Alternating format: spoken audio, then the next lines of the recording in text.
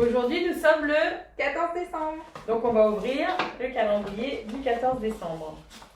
Et la question d'aujourd'hui, c'est comment ne pas augmenter ma consommation de tabac en période de confinement ou comment arrêter? Il y a plusieurs techniques possibles en fait. Vous pouvez déjà commencer par demander de vous prescrire des substituts nicotiniques. Donc il en existe de plusieurs formes. Vous avez des patchs que vous pouvez coller sur les épaules, en haut du dos, en haut des fesses et qui permettent de délivrer de la nicotine sur 24 heures ou sur 16 heures.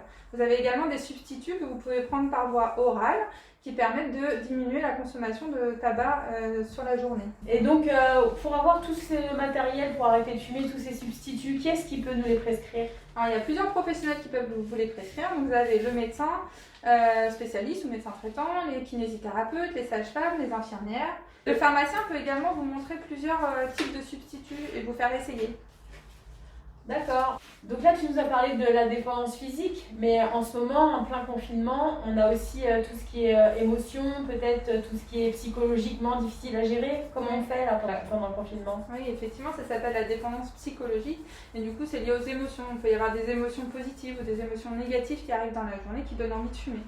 Et ben, l'idéal, ce serait éventuellement de consulter un psychologue qui est spécialiste en thérapie cognitive et comportementale pour vous aider à apprendre à gérer les émotions.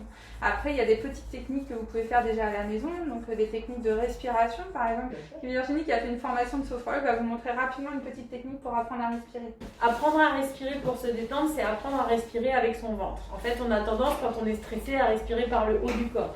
Donc on a tendance à respirer par le thorax. Et en fait, l'idéal, c'est de respirer par le ventre. Donc pour ça, en fait, vous allez mettre vos deux mains sur votre ventre.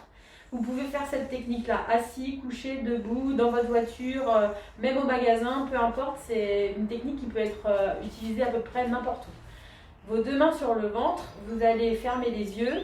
Vous allez inspirer au maximum par le nez en gonflant votre ventre. Vous allez essayer de détendre votre abdomen au maximum. Donc ça va donner ça.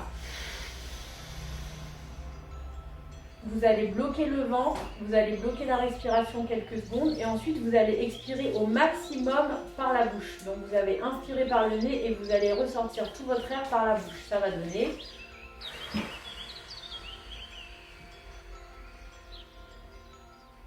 Et là, votre ventre a repris sa position initiale.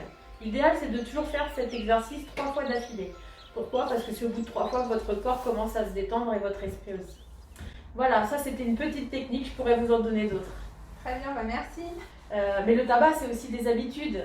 Et qu'est-ce qu'on fait face à ces habitudes-là? Oui, alors ça s'appelle la dépendance comportementale. Donc il y a 3 types de dépendance. Du coup, c'est lié aux habitudes de vie. C'est-à-dire, souvent, on fume avant d'aller faire une activité et après l'activité. Ou avant le repas, après le repas. Ou lorsqu'on monte dans sa voiture. Ou lorsqu'on boit du café.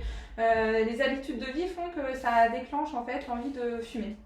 Donc l'idée, c'est vraiment de décaler la prise de cigarette de ses habitudes. C'est-à-dire de décaler par exemple la prise de cigarette du matin avec le café et donc de décaler le café de la cigarette. Donc essayer d'attendre 5 minutes avant de prendre la cigarette, puis après attendre 10 minutes, puis après attendre 15 minutes, éventuellement prendre un petit substitut aussi oral pour éviter justement d'avoir envie de fumer à ce moment-là. Donc là, ce que tu nous expliques, c'est que l'idéal, c'est quand même d'arrêter de fumer, mais que quand on n'en a pas la possibilité immédiate, dans un premier temps, on décale. Voilà, c'est ça. Très bien, merci beaucoup Céline. Merci Virginie.